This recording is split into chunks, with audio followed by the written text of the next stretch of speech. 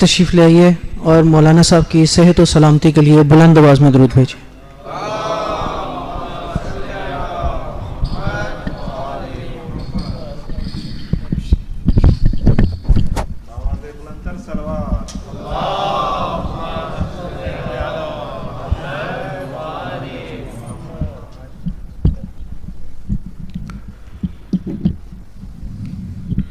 رحم اللہ من یقرأ الفاتحہ۔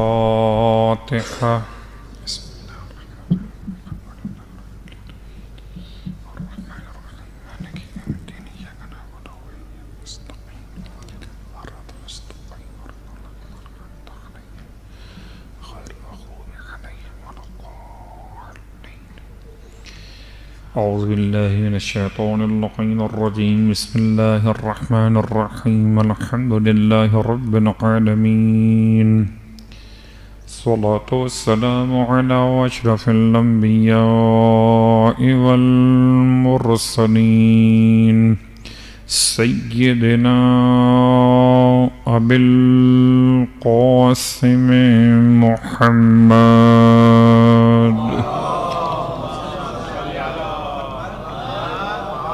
وقال أهل بيته الطيبين الطاهرين واللعنة الدائمة على أعدائهم أجمعين، أما بعد، فقد قال الله تبارك وتعالى في كلامه الحميد وفرقانه المجيد قوله الحق وهو أصدق القائلين، بسم الله الرحمن الرحيم، إنا نخاف من ربنا يوما عبوسا قمطريرا، فوقاهم الله شر ذلك اليوم ولقاهم نظرة وسرورا وجزاهم بما صبروا جنة وحريرا۔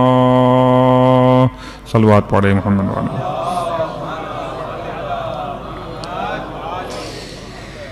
تمام تعریفیں اس خدائے بزرگ و برتر کے لیے کہ جو کائنات کا پیدا کرنے والا، انسان کے لیے ہدایت کا انتظام کرنے والا،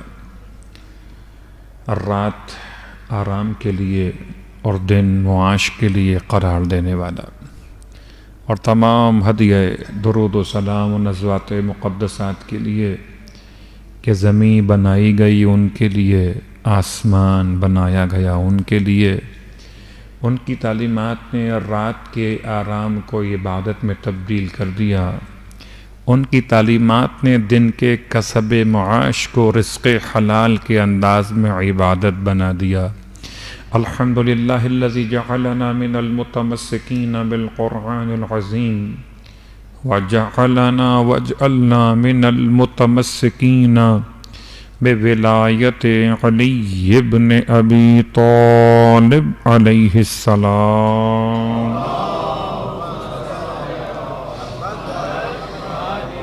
وجعلنا وإياكم إن شاء الله من الطالبين بثأر الحسين مع وليه الإمام المهدي من آل محمد عليهم السلام۔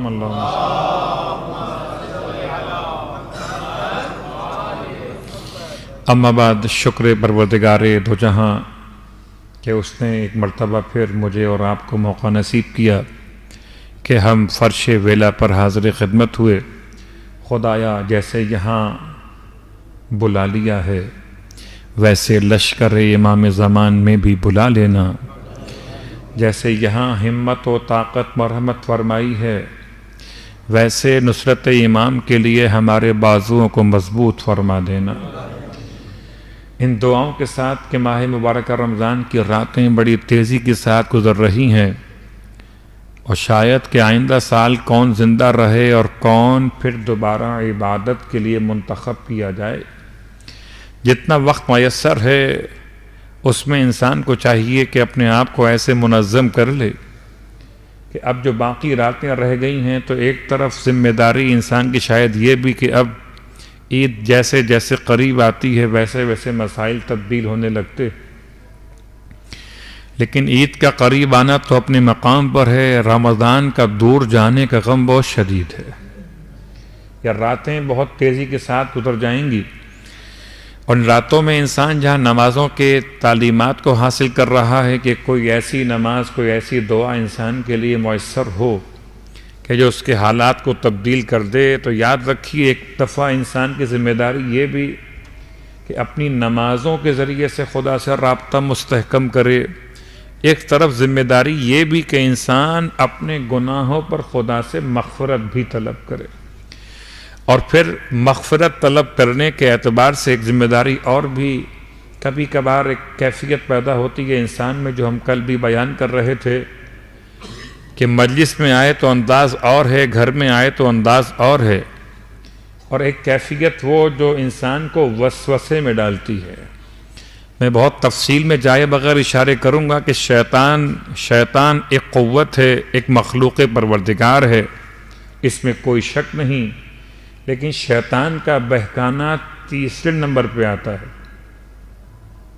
اولاً انسان کی جو گمراہی ہے، انسان کے جو مسائل ہیں خدا سے دوری کے، اس میں پہلا مسئلہ انسان کا ہوائے نفس کا ہے، دوسرا مسئلہ دنیا سے محبت کا ہے، اور تیسرا مسئلہ تب کہیں جا کر شیطان مردود کا ہے. ہم باقی دو کو چھوڑ کر خالی شیطان کے پیچھے لگے ہوئے ہیں. پہلے اپنے نفس کی اصلاح کریں، اور نفس کی اصلاح کے لیے دو طریقے ہیں. ایک نماز حدیث نفس ہے، جو اس سے پہلے بھی شاید کبھی بیان ہوئی اسی منبر سے، لیکن اس کی اہمیت کو دیکھتے ہوئے پھر ریپیٹ کرنا چاہوں گا. ایک نماز، ایک مخصوص دعا اور ایک مخصوص طریقہ عمل، تین باتیں. صلوات پڑھیں محمد و آل محمد.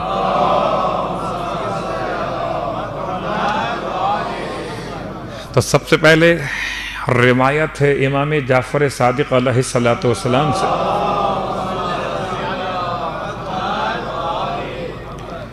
ارشاد فرماتے ہیں سب سے پہلے یہ مسئلہ پیش آیا حدیث نفس کا. حدیث نفس کا ترجمہ کیا کیا جائے؟ نفس کی نئی کیفیت. حدیث معنی خبر، نئی خبر، نیا حادثہ. حدیث نفس کا ترجمہ کیا کیا جائے؟ نفس کی نئی حالت. یا یوں کہا جائے کہ کبھی کبھی انسان اٹھتا ہے فجر کے وقت میں، طبیعت ذرا سا عبادت کے لیے مائل نہیں ہو پا رہی. کبھی کبھی ایسا ہوتا ہے کہ انسان مقدس مقام پر پہنچ کر بھی عبادت میں مزہ نہیں آ رہا. تو کبھی اگر کیفیت ایسی پیدا ہو جائے، حضرت آدم علیہ السلام نے خدا کی بارگاہ میں سوال کیا، مگر آپ کا سوال عصمت کے اعتبار سے ہے، میرے اور آپ کے مسائل غیر عصمت کے اعتبار سے ہیں. آپ کا سوال کہ پروردگار مجھے نفس میں حدیث کی کیفیت پیدا ہو رہی ہے. تو جبرائیل امین علیہ السلام نازل و امام فرماتے، اور حضرت آدم علیہ السلام سے یہ پیغام رب پہنچایا کہ آپ کہیے لا حول ولا قوت الا باللہ العلی العظیم. حضرت آدم علیہ السلام نے سب سے پہلے حضرت آدم علیہ السلام نے اس کلمے کو زبان پہ جاری کیا اپنے حدیث نفس کو دور کرنے کے لیے. امام فرماتے ہیں یہ اصل نزول لا حول ولا قوت الا باللہ العلی العظیم کا واقعہ ہے. جب بھی کبھی کیفیت پیدا ہو ایسی کہ لا حول ولا قوت الا باللہ العلی العظیم پڑھ لیا جائے امام کے الفاظ، تو حدیث نفس، وسوسہ نفس انسان کا اس سے دور ہو جاتا ہے.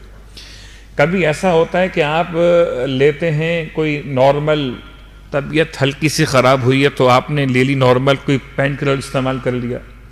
کبھی طبیعت زیادہ خراب ہوئی تو آپ گئے ڈاکٹر کے پاس اور اس نے آپ کو اینٹی بائیوٹک جنریشن 3 دی، 2 دی، 1 دی، جیسے جیسے آپ کی طبیعت تھی.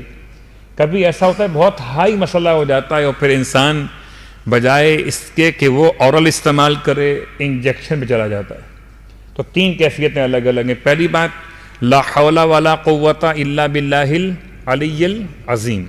دوسری بات امام فرماتے ہیں، خاص طور سے یہی امام یعنی امام صادق علیہ السلام کے الفاظ،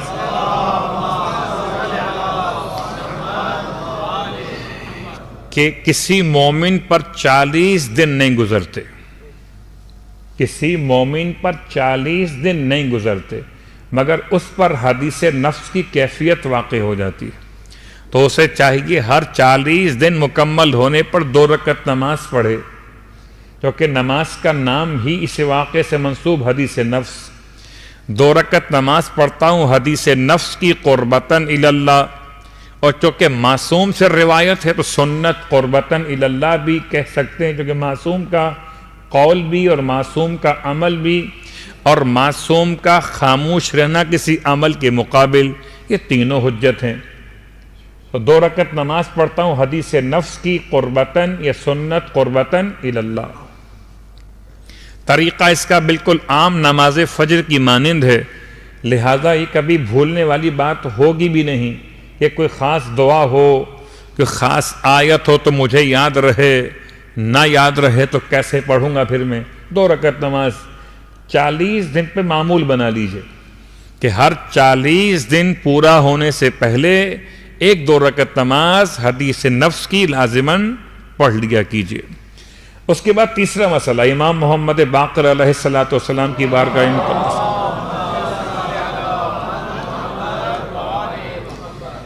اور امام علیہ السلام نے حدیث نفس یا دفع وسواس کے حوالے سے اللہ کے رسول کی بارگاہ سے ایک واقعہ نقل کیا کہ ایک شخص آ کر شکایت کرتا ہے حدیث نفس، وسوسہ شیطانی اور قرض کی زیادتی، یہ 3 باتیں اس نے بیان کی۔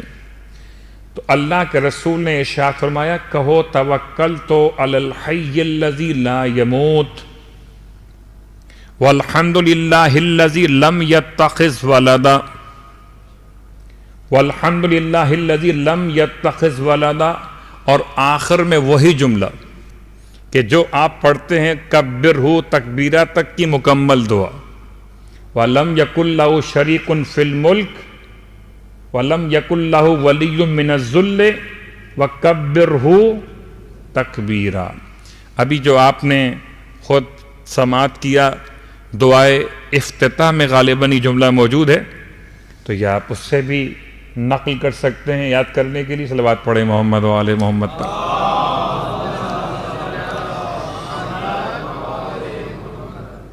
کبھی کبھی ایسا ہوتا ہے کہ دعاؤں میں لوگ کہتے ہیں مولانا کچھ ہاتھ پھیر دیجئے، ہوتا ہے کبھی کبھی۔ یہ ہاتھ پھیرنے کا مسئلہ کیا ہے؟ ویسے تو مستحب ہے کہ انسان جب نماز تمام کرے تو تعقیبات کے ساتھ، تسبیحات کے ساتھ جو سجدگاہ خاک کربلا کی بنی ہوئی ہو تو اس پر اپنے ہاتھ کو مس کرے، یا اس کو اٹھا کر اپنی آنکھوں پر، اپنے چہرے پر اور اپنے جسم کے ظاہری حصے پر مس کرے، یہ بھی شامل مستحبات ہے۔ تو انسان کی کیفیت ہے، وہ چاہتا ہے کہ ہاتھ مس کیا جائے، تو روایت سن لیجئے کہ ویسے تو انسان کتنا ہی مریض کیوں نہ ہو، اگر طبیب ہاتھ نہ لگائے تو کوئی علاج کہاں سے کیا اس نے، اور طبیب آ کر ہاتھ لگائے، دیکھے سر ٹھنڈا ہے، گرم ہے، سینے پر کوئی آواز تو سانس میں نہیں آ رہی خراب والی، یہ تمام باتیں ہیں جسے آپ کہیں چیک اپ کیا جائے۔ ایسے ہی ایک دعا ہے کہ جو انسان کے وسوسے کے چیک اپ کے لیے ہے، بیان کروں؟ صلوات پڑھیں محمد و آل محمد۔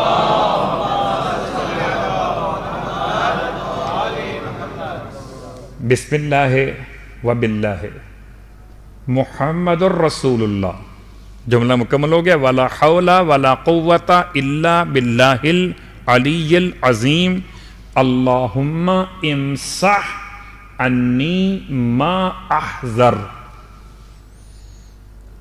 ترجمہ کیا ہے اس کا؟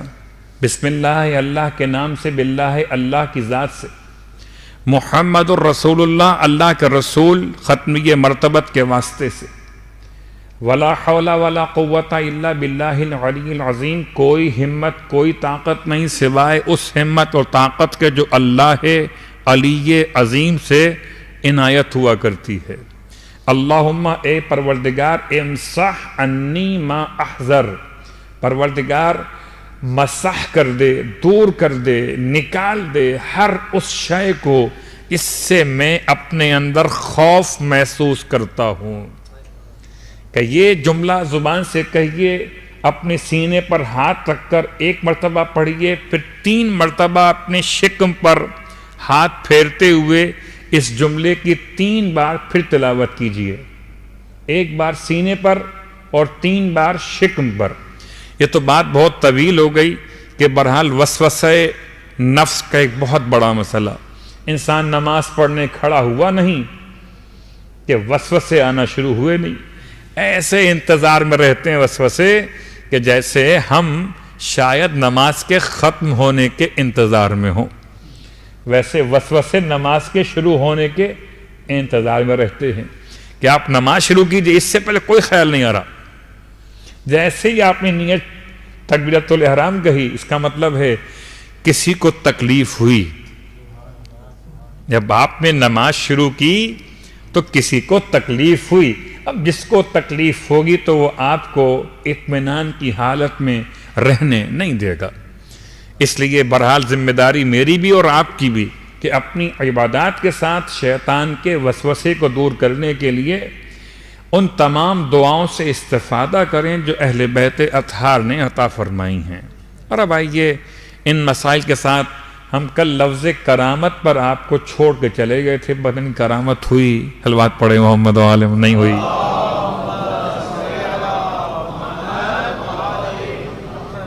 مکتب عقل اور مکتب عشق کے درمیان کا سفر تھا، اور وہ طے کرتے کرتے بات کو آگے بڑھاتے ہوئے ہم کرامت تک پہنچے تھے، مگر مکتب عقل اور مکتب عشق کے درمیان ایک کیفیت جو اسلام نے قائم کی، وہ پھر ریپیٹ کرتے ہوئے ایک جملے میں، کہ ایک مکتب عقل کی بنیاد پر انسان یہ سمجھتا ہے کہ خدا کے پہچاننے کا طریقہ یہ ہے کہ باہر سے خدا کو پہچانا جائے، پتھر کو دیکھ کے خدا کو پہچانے، چاند کو دیکھ کے خدا کو پہچانے، گرچہ یہاں بھی ایک مسئلہ موجود ہے۔ ایسے ہیں افراد ناسمجھ جو کہتے ہیں کہ ہم تو جو محسوس ہو اس کو سمجھ سکتے ہیں، جو محسوس نہ ہو اسے نہیں سمجھ سکتے، یعنی کہ جو محسوسات سے باہر ہے وہ خدا سمجھ میں کیسے آئے؟ اس کے لیے بہت آسان سا جواب ہے، ان سے پوچھئے آپ نے انسان کی تعریف میں جملہ استعمال کیا کہ انسان سینکڑوں نہیں ہزاروں برس پہلے ایسے رہتے تھے، پھر مل کے رہنا شروع کیا، پھر ان کے بعد ان میں بادشاہت کا شوق پیدا ہوا، غلامی کا انداز آیا۔ ان سے پوچھئے آپ نے سینکڑوں سال پہلے کے انسان کو مس کیا ہے؟ کیا آپ نے ہزاروں سال انسان کے پہلے جو تہذیب تھی اس کو آپ نے ہاتھ لگا کے دیکھا؟ کیا اس کے اندر داخل ہوئے؟ تو کہتے نہیں، ہم نے آثار سے پہچانا ہے۔ خوب، اگر آثار سے انسان کی تہذیب پہچانی جا سکتی ہے تو آثار سے انسان کا خالق کیوں نہیں پہچانا جا سکتا؟ تو آثار سے ہی انسان کے خالق کی پہچان کا ایک طریقہ، بہرحال لوگ کہتے ہیں کہ جی یہ تو خدا پرستی کی باتیں، میں اشارہ کر چکا، جملہ مکمل کروں گا، کہ وہ دین کا نظام تو اس لیے قائم کر دیا گیا کہ خوف، اس کا مطلب جو جتنا بڑا مومن ہے اتنا خوف زدہ ہو، اور جب خوف نہ ہو تو خدا نہ ہو، جب خوف نہ ہو تو خدا نہ ہو۔ حالانکہ ایسا نہیں ہے، تاریخ شاہد ہے کہ جب کبھی بت پرست بھی خوشی مناتے تھے، خوف نہیں، خوشی مناتے تھے، تو خوشی کے دوران بھی اپنے بتوں کے آگے آگے سجدہ کرتے تھے۔ اس کا مطلب ہے کہ انسانی سرشت میں شامل ہے کہ حالت خوف میں ہی نہیں بلکہ حالت خوشی میں بھی کوئی خدا ہو جس کی بندگی کی جائے۔ صلوات پڑھیں محمد و آل محمد۔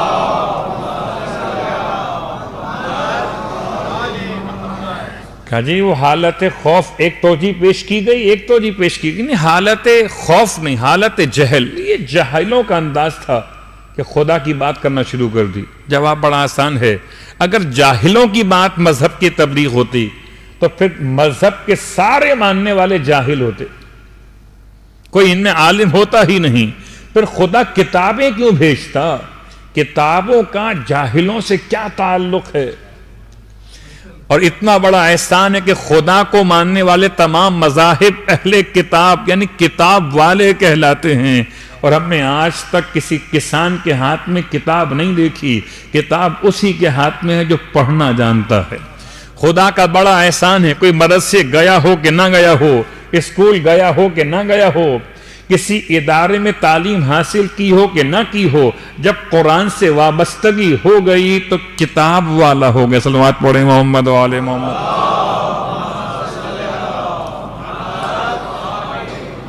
تو یہ تو ان افراد کے نقطہ نظر پر اشارہ تھا کہ جو خدا کے بارے میں اس طرح کی باتیں بیان کر کے اپنے آپ کو خدا کے معاملات سے الگ کرنا چاہتے۔ ورنہ انسان اگر سمجھدار ہو تو کیا ابو علی سینا، ارسطو، آئنسٹائن جیسے افراد نے خدا کو نہیں مانا؟ ایک نظریہ، ایک قانون کی دریافت کیا انسان کو اس قانون کے بنانے والے کی ضرورت سے بے نیاز کر دیتی؟ ایسا نہیں۔ اس لحاظ سے خدا کی پہچان ایک ذمہ داری، خدا کی پہچان بذریعہ عقل ہو، مکتب عقل والے کہتے۔ خدا کو پہچانو اشیاء کائنات دیکھ کر، مکتب عشق والے، سیر و سلوک والے کہتے ہیں خدا کو پہچانو خود خدا کے ذریعے سے۔ اس لیے سرکار سید الشہداء امام حسین علیہ السلام کا وہ جملہ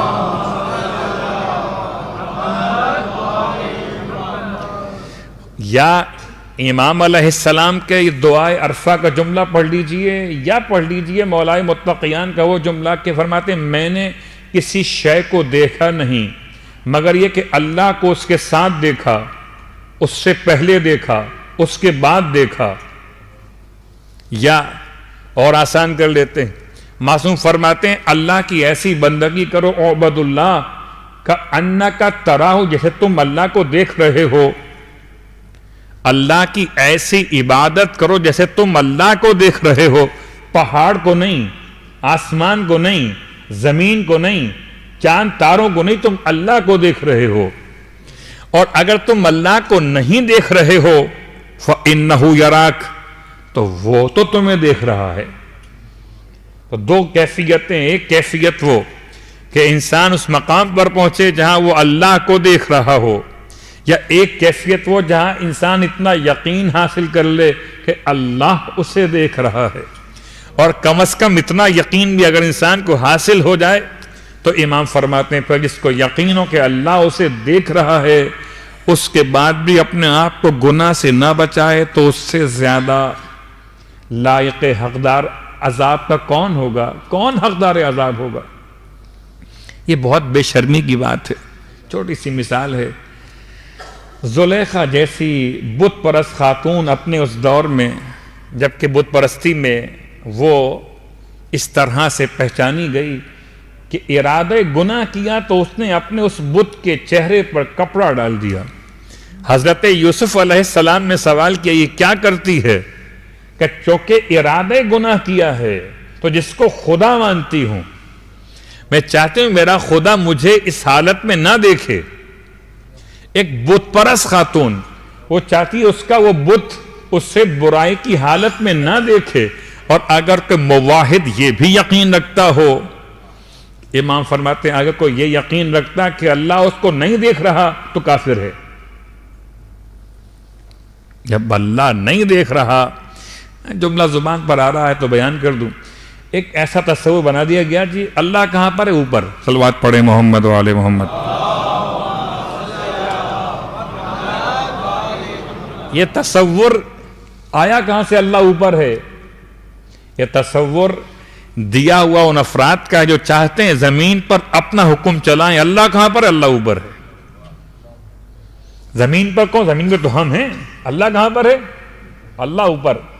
اوپر والا دیکھتا ہے نہیں؟ کیا مطلب؟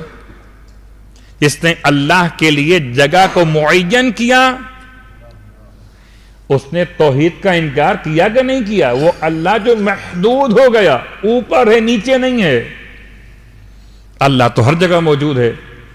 تو خالی ایک جملہ پھر سن لیجئے، پھر سوال ذہن میں آیا مولانا کہ اللہ ہر جگہ موجود ہے تو جب ہاتھ اٹھاتے ہیں قنوت کے لیے یا عام دعا کے لیے تو آسمان کی جانب کیوں کرتے ہیں اگر اللہ اوپر نہیں ہے؟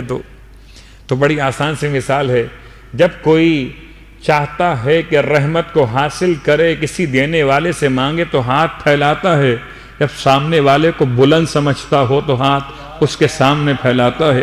اور رحمت چونکہ اوپر سے نیچے آتی ہے اس لیے ہاتھ پھیلا کے رحمت کا سوال کیا جاتا ہے، ورنہ دعا کے لیے ہاتھ پھیلانا شرط نہیں ہے، دعا کے لیے خدا کی عطا پر یقین شرط۔ صلوات پڑھیں محمد و آل محمد۔ تو تمہید میں کہاں سے کہاں بات نکل گئی، بات ہو رہی تھی کہ مکتب عقل والے خدا کو باہر ڈھونڈتے ہیں، مکتب عشق والے خدا کو اندر ڈھونڈتے ہیں۔ اور اب ان دونوں کو جمع کرتے ہوئے اسلام نے ایک ایسا تصور دیا کہ نہیں، عقل کی بھی بات مانی جائے اور سیر و سلوک کا راستہ بھی اختیار کیا جائے۔ یہ کیسے ممکن ہے؟ آئیے دو مقامات قرآن مجید سے کہ قرآن مجید نے ان دونوں کیفیتوں کو جمع کیا ہے، لیکن اس سے پہلے امام زمانہ علیہ السلام کے لشکر کے افراد لیوس فی النہار ورہبان فی اللیل، امام زمان کے سپاہیوں کی دو صفات۔ پہلی صفت کہ دن کے وقت میں شیر ہوتے ہیں اور رات کے وقت میں رہبانیت کے انداز میں ہوتے ہیں۔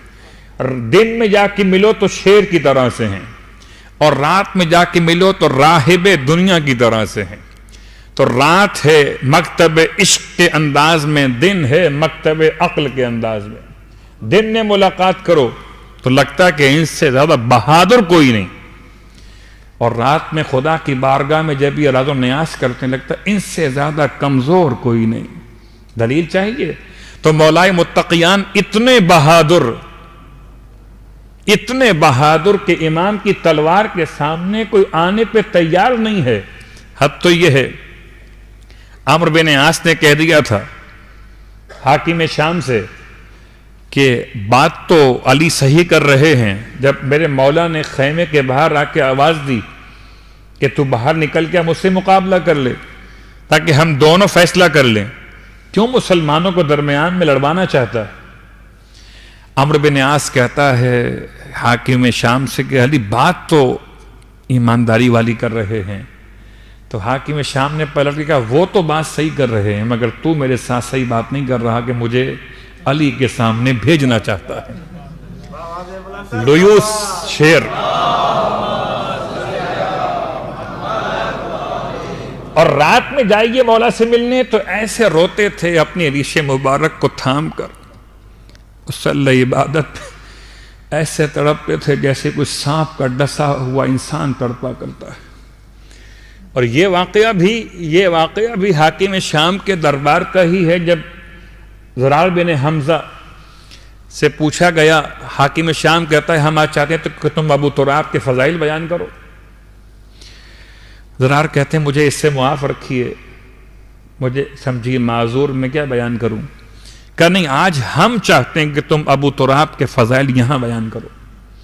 تب اس نے بیان کرنا شروع کیا ابو تراب کیسے تھے، اتنے محبت کے ساتھ ملنے والے کہ جب کبھی ہم انہیں بلاتے تھے تو ہماری دعوت قبول کر لیا کرتے تھے، جب کبھی ہم ان کے پاس جانا چاہتے تھے تو ہم سے ملاقات کیا کرتے تھے۔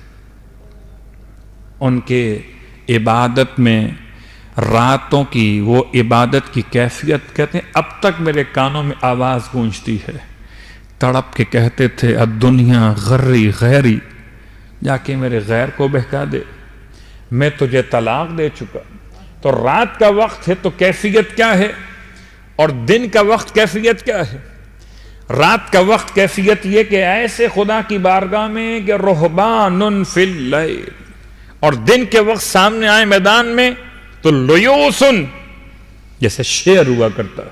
اسی لیے قرآن نے ایسے افراد کی پہچان بتائی کہ ایک مکتب عقل، ایک مکتب عشق، دن میں دیکھیے تو دلیر ہیں اور رات میں دیکھیے تو خدا کی بارگاہ میں راہب بنے ہوئے۔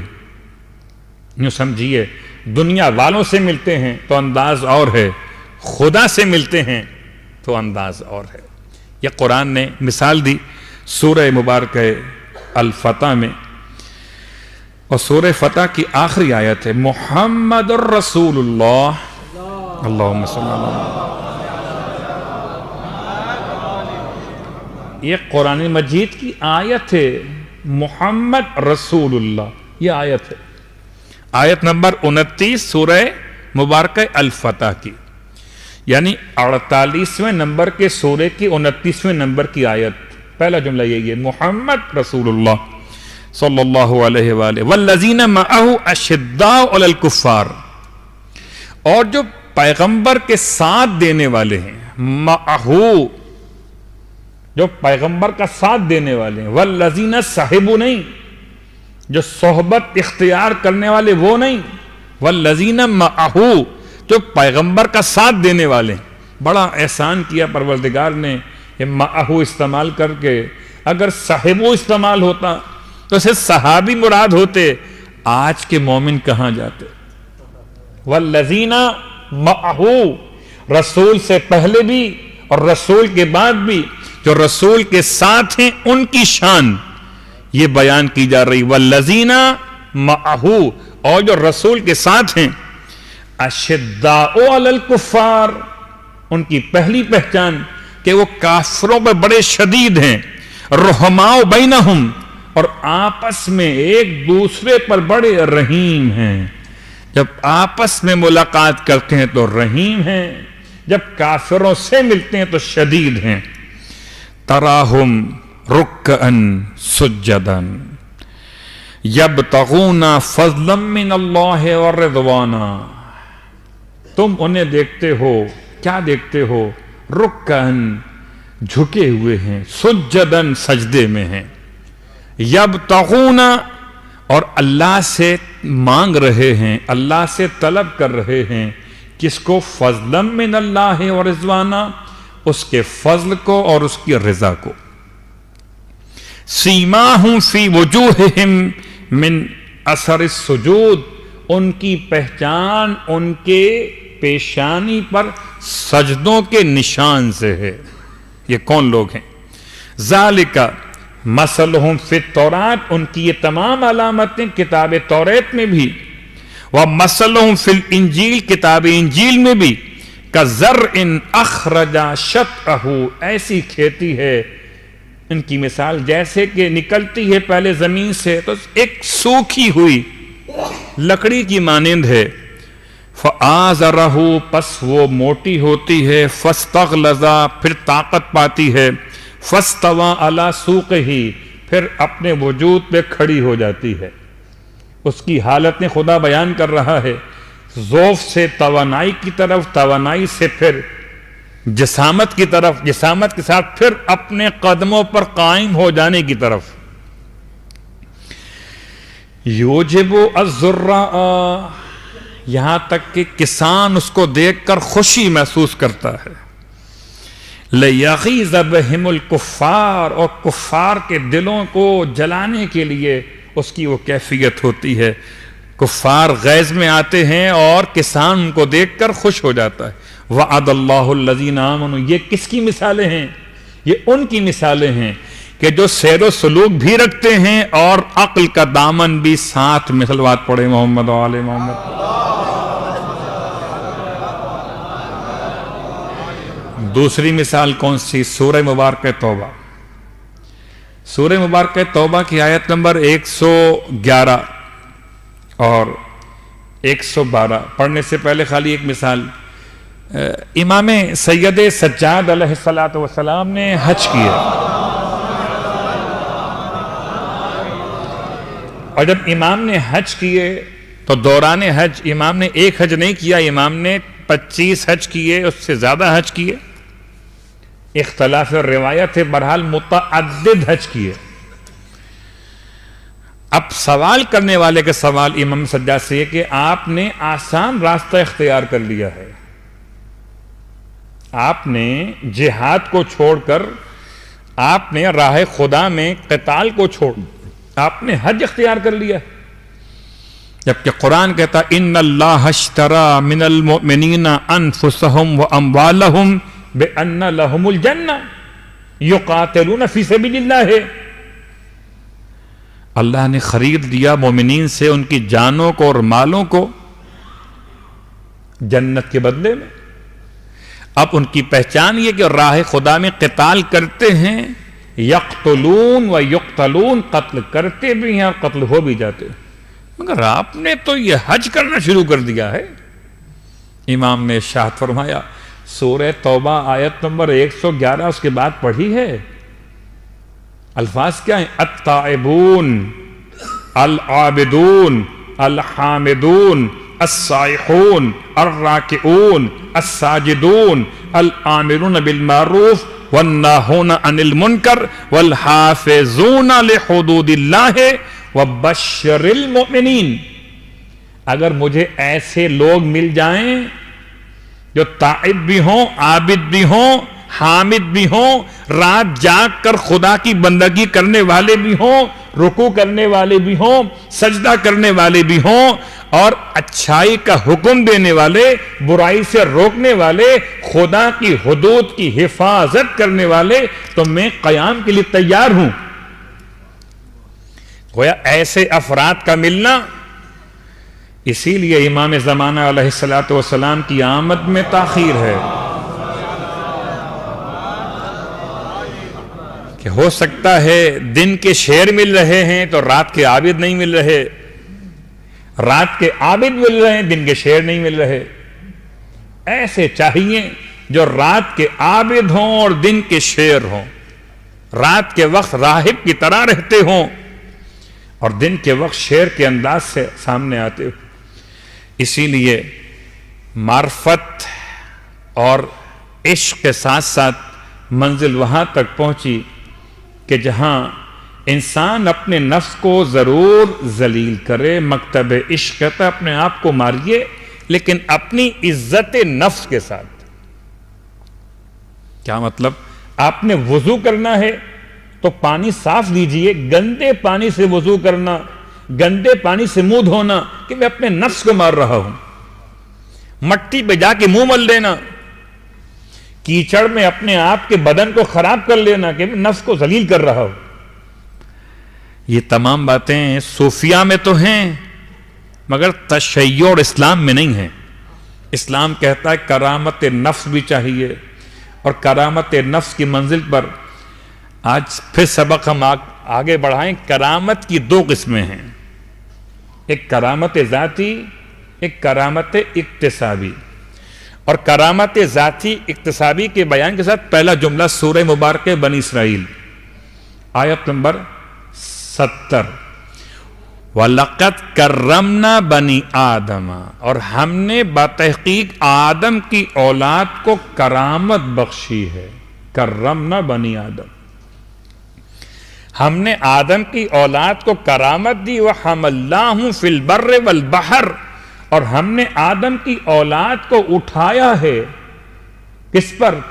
خشکی پر اور تری پر، خشکی پر اور تری پر۔ وہ خدا آدم کی اولاد کی کرامت کو خود بیان کر رہا ہے۔ تو کیا انسان مکرم ہے؟ جی انسان مکرم ہے، سارے انسان مکرم ہیں۔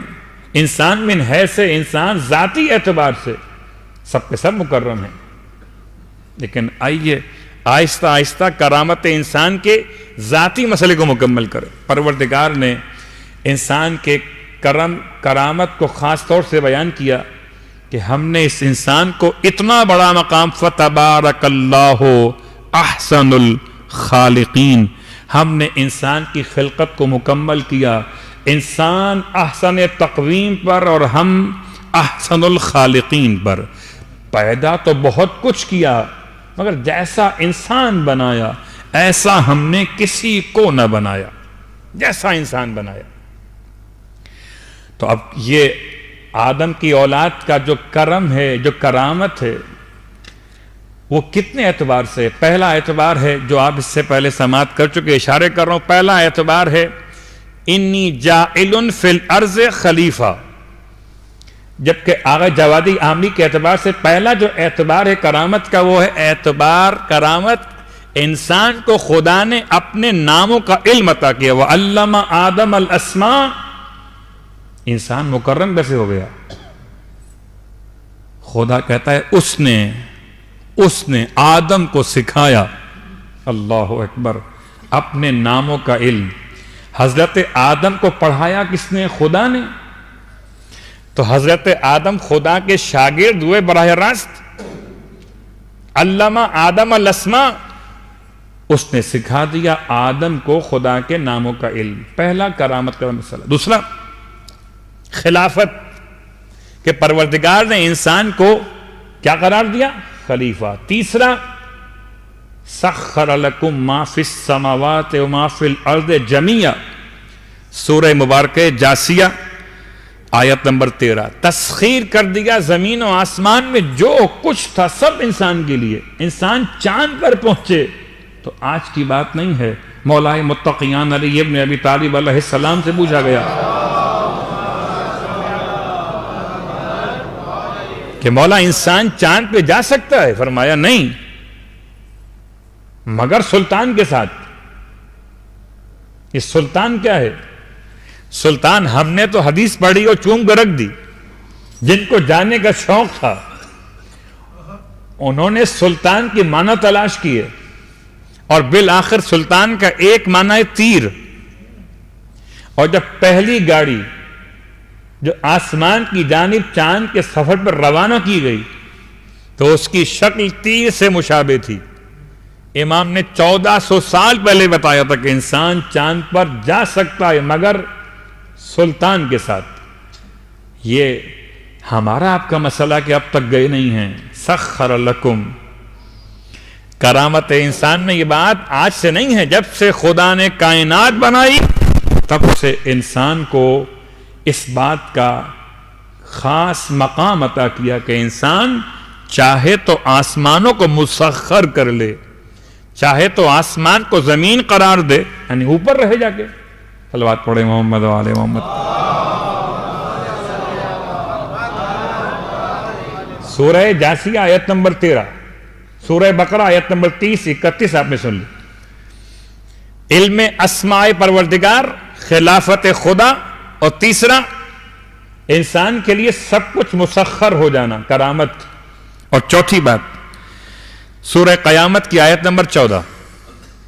اتفاق ہے قیامت کی آیت نمبر 14. انسان کو اس کے نفس پر بصیر بنایا. بل الانسان علی نفسہ بصیرا. کوئی دنیا کی کوئی اور مخلوق پروردگار کی اپنے نفس کو ایسے نہیں پہچان سکتی جیسے انسان اپنے آپ کو پہچان سکتا ہے. تو کرامت ذاتی کی آج 4 باتیں مکمل ہو رہی ہیں، اور آج 4 پہ روکتے ہوئے کرامت ذاتی سے کرامت اکتسابی پہ کل چلیں گے مولائے متقیان کے ذکر کے ساتھ. آج تو سفر روکنا پڑے گا کہ ابھی تذکرہ حل عطا بھی باقی ہے کہ جہاں 1 نہیں 2 نہیں 3 نہیں 4 معتبر ہستیاں ہیں. یہ چاروں کے چاروں عصمت کے مرقع ہیں، اور 5ویں خاتون فضہ محترمہ ہیں. انہوں نے روٹیاں دی ہیں اور آیتیں لی ہیں. روٹیاں دی ہیں اور آیتیں لی ہیں. اب میں کیا جملہ استعمال کروں؟ اگر روٹیوں کے بدلے آیتیں آتی ہوں تو قرآن کو کیا کہوں گا میں؟ اگر 3 دن روٹیاں دیں اور 30 آیتیں آ جائیں تو قرآن مدحت اہل بیت کے کون سے قصیدے بیان کر رہا ہے؟ انما نطعمکم لوجہ اللہ لا نرید منکم جزاء ولا شکورا. اہل بیت اطہار کی بارگاہ میں کتنے لوگ آئے مانگنے کے لیے اور کتنے لوگ کھانا لے گئے آ کر، لیکن اہل بیت اطہار نے کسی سے اس کا عوض نہیں چاہا، نہ شکریہ چاہا. اب ایک ذمہ داری میری اور آپ کی ہے. اگر میں آپ پر احسان کروں، اگر میں آپ کی کوئی خدمت کروں تو آپ کی ذمہ داری ہے کہ آپ مجھے شکریہ ادا کریں. میری ذمہ داری کیا ہے کہ میں آپ کے ساتھ احسان کرتے ہوئے آپ کے شکریہ کا انتظار نہ کروں. یہ میری ذمہ داری ہے کہ میں یہاں تک کہ مولائے متقیان علی ابن ابی طالب علیہ السلام جب کبھی کسی کو امداد کیا کرتے تھے تو دن کے وقت میں جب کوئی آ کر امداد کا سوال کرتا تھا، امام اس سے فرماتے تھے اپنی زبان سے مت کہو، زمین پر خط کھینچ کر اشارہ بنا دو کہ تم کیا چاہتے ہو. اور جب کہ رات میں آ کے امام سوال کرتا تھا، امام چراغ کو، روشن چراغ کو گل کر دیا کرتے تھے کہ سائل کے چہرے کی شرمندگی بھی علی کے سامنے نہ. لیکن میری اور آپ کی ذمہ داری الگ الگ ہے. ہم احسان کرنے والے جب احسان کریں تو شکریہ کا انتظار نہ کریں، اور جس کے ساتھ احسان کیا جائے اس کی ذمہ داری ہے کہ شکریہ ادا کرے. اس کی ذمہ داری ہے کہ شکریہ ادا کرے. کیوں؟ اس لیے کہ اللہ کے رسول کا فرمان، من لم یشکر الناس لم یشکر اللہ. اگر کوئی انسانوں کا شکریہ ادا نہیں کرتا تو وہ اللہ کا شکریہ ادا کرنے میں بھی ناقاصر ہے. وہ شکریہ پروردگار بھی اس کا قبول نہیں ہوگا. اگر کسی نے آپ کو پانی پلایا ہے، اب آج کل کوئی پانی پلائے پیش کرے تو آپ جواب میں کیا کہتے ہیں؟ شکریہ کا کون سا انداز ہے؟ آپ کہتے ہیں جناب شکریہ کہہ دیا یا تھینکس کہہ دیا. اچھے الفاظ ہیں، اس میں کوئی عیب نہیں ہے، لیکن جو الفاظ معصوم کی روایات سے ملے اس پہ غور کیجئے. جیسے سلام، میں نے آپ سے کہا السلام علیکم ورحمۃ اللہ وبرکاتہ، آپ کہیے آداب. آپ نے کہا آداب، میں نے کہا وعلیکم السلام ورحمۃ اللہ وبرکاتہ. آپ نے سلام کیا، میں نے ہاتھ اشارہ کر دیا. ٹھیک، یہ سب چلے گا؟ صلوات پڑھے محمد و آل محمد. یا کوئی طریقہ اس کا اور بھی؟ آپ نے بڑھ کے دروازہ کھول دیا، میں اتر رہا تھا، مجھے دیکھ کر آپ ہٹ گئے، شکریہ آپ کا ادا کرنا. میں نے کہا تھینک یو، آپ نے بڑی خدمت کی. تو کیا شکریہ ادا ہو گیا؟ کیا الفاظ کافی ہیں یا کوئی اور بھی جملے ہونے چاہیے؟ بہت آسان سی مثال، جب کسی انسان نے آپ کو پانی پیش کیا ہو، مومن نے، مسلمان نے، تو آپ کہیے سقاک اللہ سقین، سین قاف پینچی والا، سقاک اللہ سقین و رعاک اللہ رعین. اللہ تمہیں سیراب کرے، تم نے مجھے سیراب کیا، اللہ تمہیں سیراب کرے. تم نے میرے حق کا خیال کیا، اللہ تمہارے حق کا خیال کرے. اب یہ جملہ بہتر ہے یا جو آپ کر رہے تھے، جو کہہ رہے تھے وہ بہتر ہے؟ تو اہل بیت اطہار کا جو مقام اتنا بلند، لا نرید منکم جزاء ولا شکورا. لیکن روٹی لینے والے کی ذمہ داری ہے کہ وہ اہل بیت کا شکریہ ادا کرے. اہل بیت کا شکریہ ادا کیسے ہوگا؟ اہل بیت کا شکریہ ادا ہوگا درود تلاوت کرتے ہوئے اور اہل بیت کی مودت اختیار کرتے ہوئے.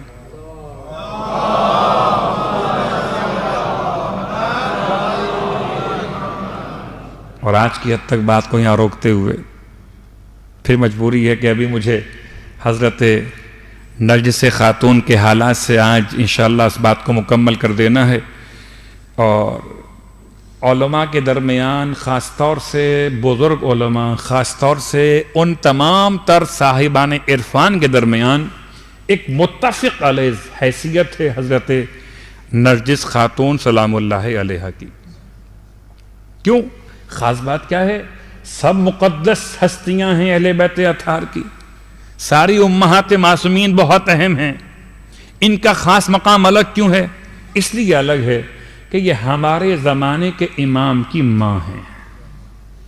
ہم جن کے زمانے میں رہتے ہیں، ہم جن کے توسل میں رزق پاتے ہیں، زندگی پاتے ہیں، یہ ان کی والدہ ہیں. اور اگر ہم نے بی بی نرجس خاتون سے توسل قائم کر لیا اور بی بی اپنے بیٹے امام زمانہ سے کوئی بات کہیں ہمارے بارے میں، تو زمانے کا امام اپنی ماں کی بات کو ٹالے گا تو نہیں.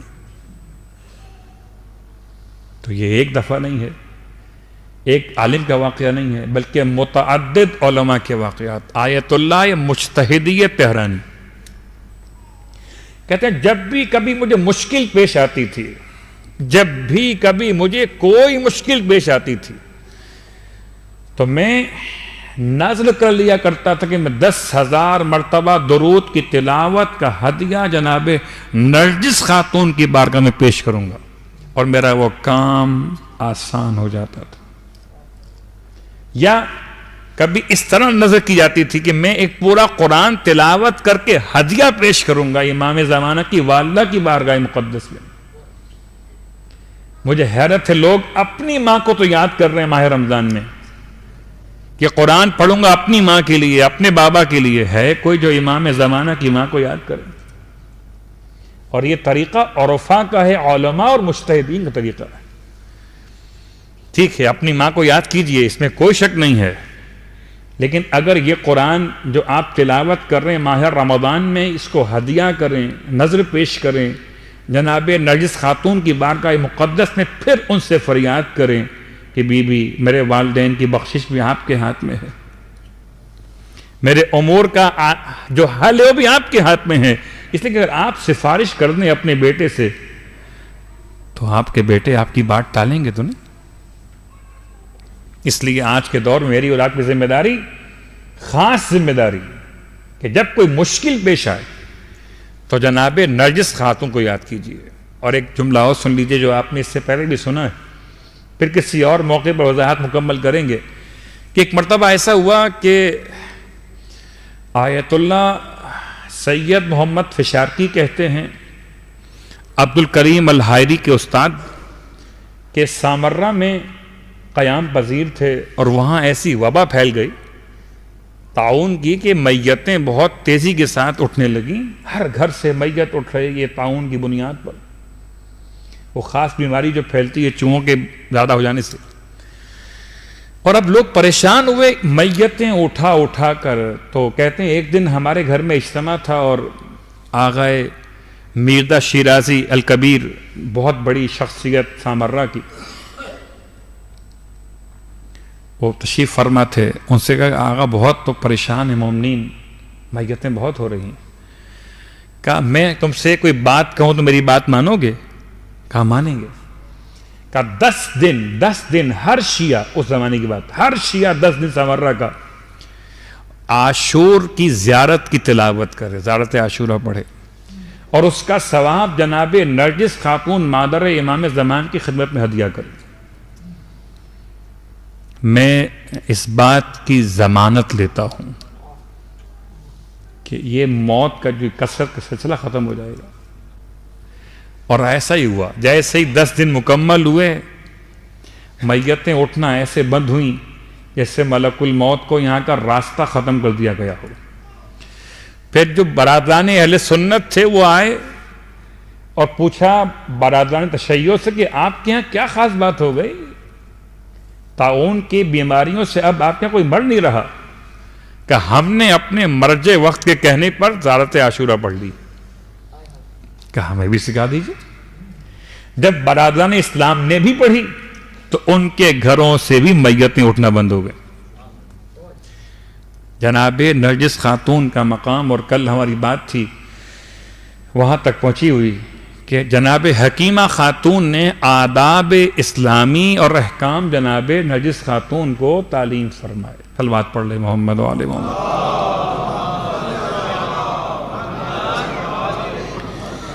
اور اس کے بعد تاریخ تو تلاش کے بعد نہیں ملی، البتہ سن ملا 254 سن ہجرت میں، یعنی 10ویں امام کی شہادت کا سال ہے، اور امام علیہ السلام نے اسی سال اپنے فرزند کا نکاح، یعنی 11ویں امام کا نکاح جناب نرجس خاتون سے منعقد کیا۔ نرجس خاتون کا مقام اتنا بلند کہ جن کے لیے باقاعدہ آپ جب زیارت پڑھیں گے بی بی کی تو اس میں جو القاب دیے گئے بی بی کو، کیا رازیہ، کیا مرضیہ، کیا صدیقہ، اللہ اکبر، کیا تقیہ اور نقیہ، یعنی سامرہ کی زیارات میں ایک زیارت نامہ ہے جناب نرجس خاتون کے نام سے۔ کبھی اگر آپ کو موقع میسر ہو تو ایک مرتبہ وہ کھول کے پڑھیے گا، سامرہ جائیں کہ نہ جائیں، لیکن جب کبھی امام زمانہ کی ماں کی محبت آپ کے دل میں جاگزی ہو تو ایک مرتبہ کھول کے پڑھیے گا اور ترجمے کے ساتھ پڑھیے گا۔ اس کا ایک لفظ ہے سلام و آپ پر اے شبیہت ام موسیٰ. اس میں ایک جملہ ہے سلام و آپ پر ابنت حواری عیسیٰ. شبیہت ام موسیٰ کیا ہے وہاں تک آج بات کو پہنچاتے ہیں، پھر اگر بعد میں موقع رہا تو باقی باتیں بعد میں بیان کریں گے. شبیہت ام موسیٰ، حضرت موسیٰ علیہ السلام اللہ کے نبی، اور بعض روایات میں حضرت ابراہیم علیہ السلام کی ماں کا بھی یہی مسئلہ تھا، جو مسئلہ امام زمانہ کی ماں کا کہ شادی ہو گئی ہے 11ویں امام سے آپ کی، لیکن اب چونکہ مسئلہ اتنا سنگین ہے کہ عباسی خلفاء اس بات کے در پہ ہیں کہ اب یہ 11واں امام ہے، اس کے بعد کسی اور کو دنیا میں آنے ہی نہ دیا جائے، اور اگر دنیا میں کوئی آئے تو اسے فوراً ہی شہید کر دیا جائے. وہی بات جو فرعون سے کہی گئی تھی کہ ایک لڑکا ایسا پیدا ہوگا بنی اسرائیل میں جو تیرے حکومت کو ختم کر دے گا، تو کہا جتنے لڑکے ہیں پیدا ہو رہے سب کو مار دیا جائے. تو حضرت موسیٰ علیہ السلام کی ماں نے حضرت موسیٰ علیہ السلام کی پیدائش کو خفیہ رکھا گیا، اور پھر ان کو ایک باکس میں رکھ کر پانی میں بہا دیا. باکس میں رکھا، بند کیا باکس کو اور پانی میں بہا دی. اسی انداز سے حضرت امام زمانہ علیہ السلام کی ماں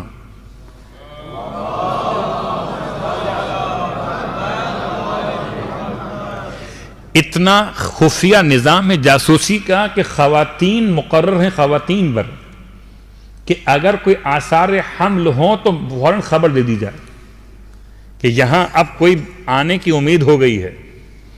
اس لیے خدا نے آثار عطا ہی نہیں کیے. میرا 12واں امام جب آیا ہے تو آپ کے آنے سے پہلے کوئی آثار علامت ولادت کے ہیں ہی نہیں، کوئی علامت نہیں، آثار نہیں. یہاں تک کہ حکیمہ خاتون کہتی ہیں کہ ایک رات مجھ سے کہا امام وقت نے کہ پھوپھی جان، میرے بھتیجے نے، پھوپھی جان آج رات آپ ہمارے گھر میں قیام کیجئے. کہتی میں نے امام کی بات پر سر جھکایا کہ میں حاضر ہوں،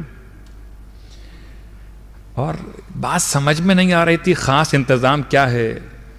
اس رات میں مجھے بٹھا کر فرمایا مولا نے کہ پھوپھی جان آج رات میں خدا اپنی حجت کو بھیجنے والا ہے.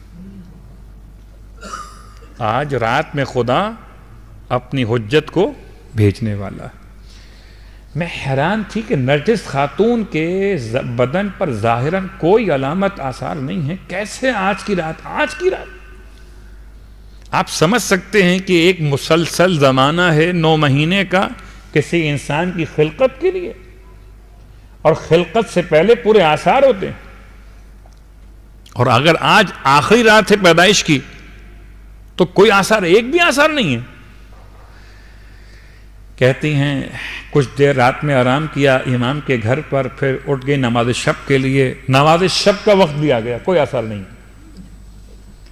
اور نماز شب میں نماز تہجد پڑھ لی، کوئی آثار نہیں ہے. نماز شفا پڑھ لی، کوئی آثار نہیں ہے.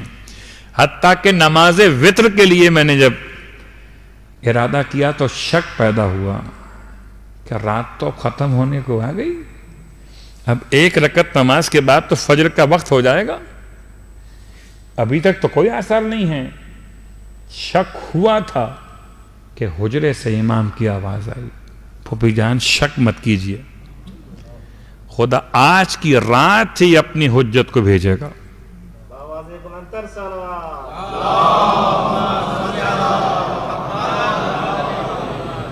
دونوں بیبیاں نمازیں پڑھ رہی ہیں، حکیمہ خاتون بھی اور نرجس خاتون سلام اللہ علیہ بھی.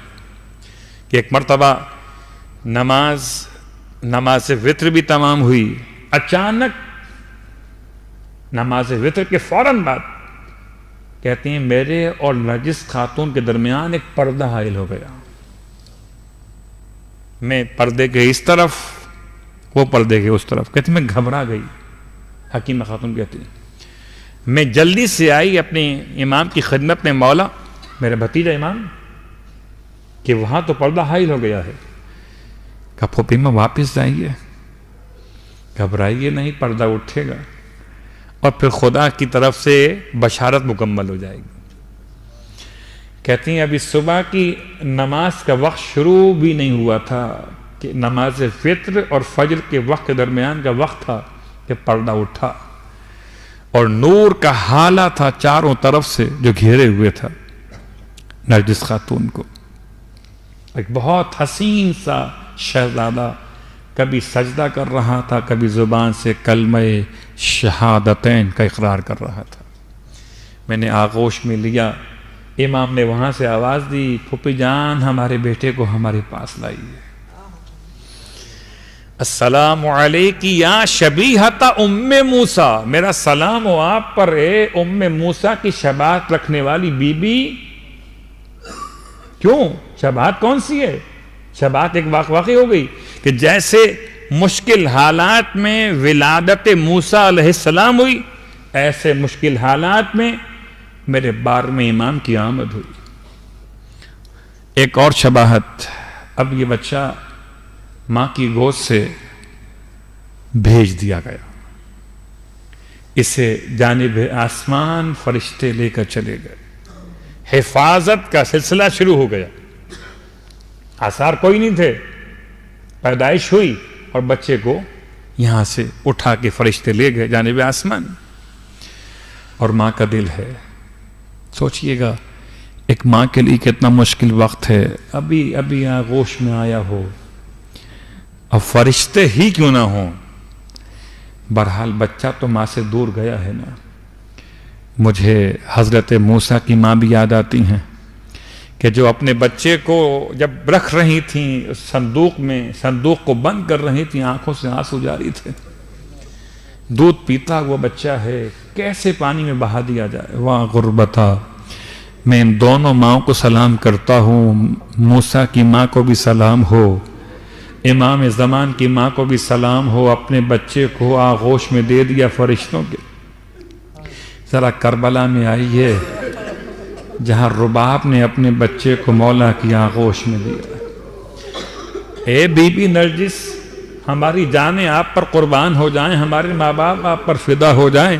آپ کو اتنا تو یقین تھا کہ یہ بچہ واپس پلٹایا جائے گا.